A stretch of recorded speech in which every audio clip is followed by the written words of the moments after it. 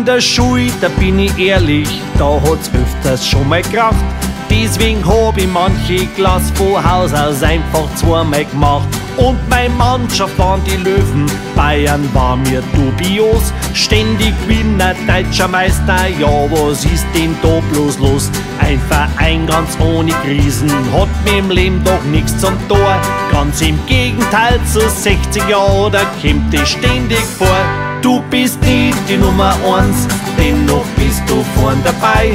Du bist nicht die Nummer 1 und das muss auch gar nicht sein. Du bist nicht die Nummer 1, trotzdem ist aus dir was geworden. Und eine faule Sau wie du hat ganz vorne nichts verloren. Und jetzt bin ich ja schon groß, hab so einiges auch geschafft. Und nicht immer volle Leistung und nicht immer volle Kraft. Jeder fährt mal an die Wand und dann scheppert's und macht bumm. Umso schneller das man fährt, umso schneller bringt's die um. Nur manchmal ist es komisch, bin ich bissl irritiert, wenn eine Frau nach einer heißen Nacht mein Motto dann zitiert.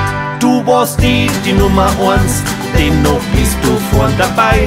Du warst nie die Nummer 1 und das muss auch gar nicht sein. Du warst nie die Nummer 1, trotzdem ist aus dir was geworden. Und eine faule Sau wie du hat ganz vorne nichts verloren.